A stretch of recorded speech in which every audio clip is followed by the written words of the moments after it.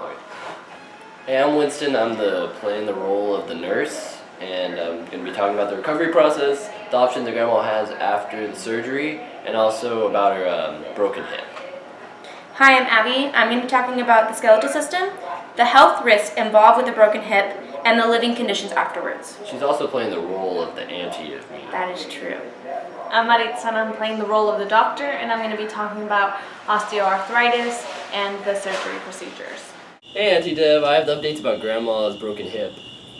Oh, that's great. I've been anxious to hearing from you, Bobby. Out here in Texas, it's real scary hearing about Grandmommy falling all the way up north.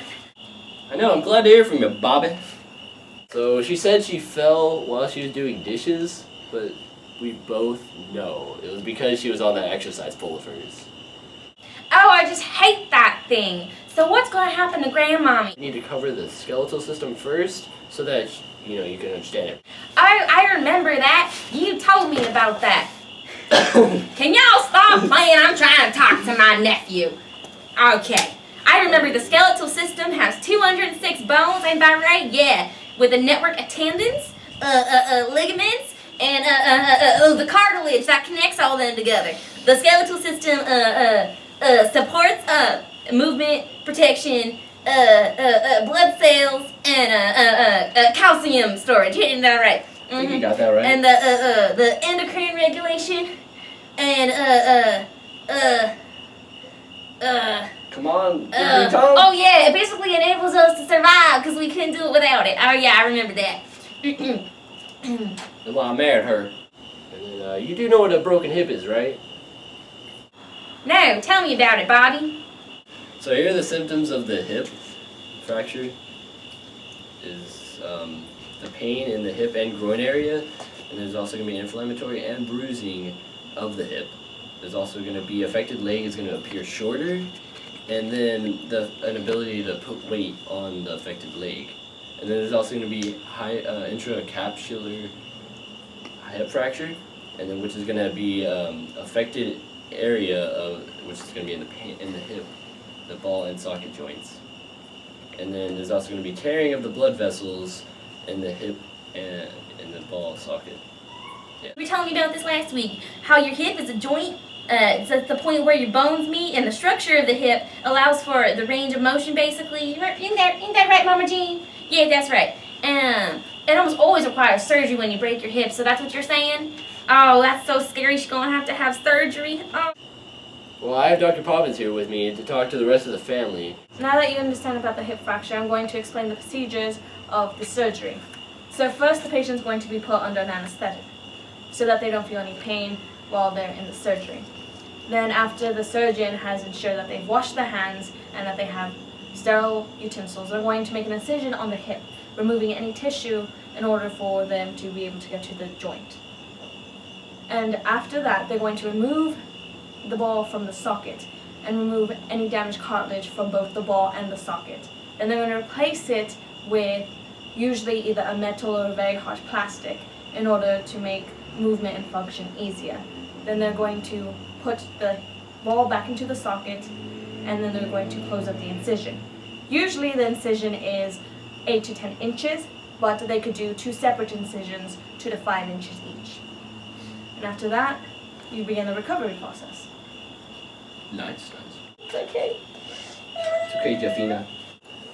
So, and Deb, that means that the process for recovery is going to be, it's going to involve that she has to go to a recovery room after the hip replacement surgery. She will stay there for several hours where she will be monitored until she awakes, and when she wakes up, she will be taken to a hospital room, and she will be there for roughly several 3 to 4 days, But I must warn you, she also has osteoarthritis, and that's something else you and your family are going to have to deal with. So osteoarthritis is the most common type of arthritis. It's degeneration of the joint cartilage and the underlying bone. It occurs when flexible tissue at the end of the bone wears down. Most commonly affects, the knees, hips, fingers, and the spine. So some of the symptoms of these are pain in the joints, tenderness in the joints, stiffness, inability to move, the loss of flexibility, grating sensation in the joints, and then bone spurs. And so there's no cure for osteoarthritis, but there is treatment. Pain medication could make it easier to bear the pain of the joints. And then also there's non-steroid anti-inflammatory drugs, to keep the inflammation down. And then therapy can help with the flexibility and ability to move.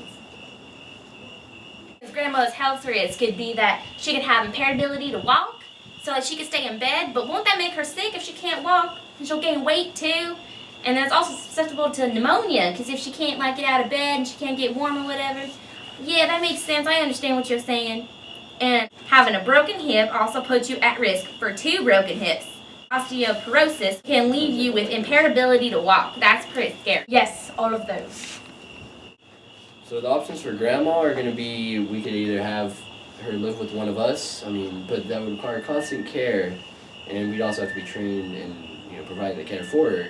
Or we could have an in-home caretaker, but that costs a good deal amount of money. We kind of use most of the money for the surgery, and then we also could do Life Alert, which she'd still be by herself, so we'd have to communicate with the doctor, see what she has to say about that. And then also we could do where she lives at a nursing home, but then she could also maybe get abused and stuff there. So there's all these. Or, at least we could do maybe murder. It wouldn't be that hard. Who would suspect us? And we can't murder Grandma, you silly Billy Bobby. Can't do that. There you go. Right, guys? We cannot murder Grandmama. Are you sure? Yes. Save us a lot of time and money. We cannot murder her. We can't murder Grandma. Why? What has she done for us? Creative. I like that, but just... It's not that one. That's osteoarthritis. Ah! No! I have Mary Poppins right here. Camera, go on. Okay, that's my line. Yeah, I know. I'm just... I wish we could put him in a home, but I married this sucker. You did? Yeah, I Yeah, did. this is my girlfriend. He's cheating on you, and Jaffina. No, see no. his mistress right there. This is Jaffina. Have you met I her? always knew that was out for me. This is my side chick. You know what? No, I'm sorry. I meant side Stick chick. our rover. I meant side. Are we ready to film this? Oh, yes! So I don't see anything. Sweet! Sweet! Oh, damn. Not that dog. Okay! Bring it on. Yeah, bring it on in the end where they dance to Oh Mickey You're So Fine, and it's just a bunch of cast people dancing. Alright, dog, play us out. Alright, What's up, Bobby? you look scary. Take your cousin. Someone's gonna die. Peeps. Hey, Mr. Tambunga, shout out to you. We did it.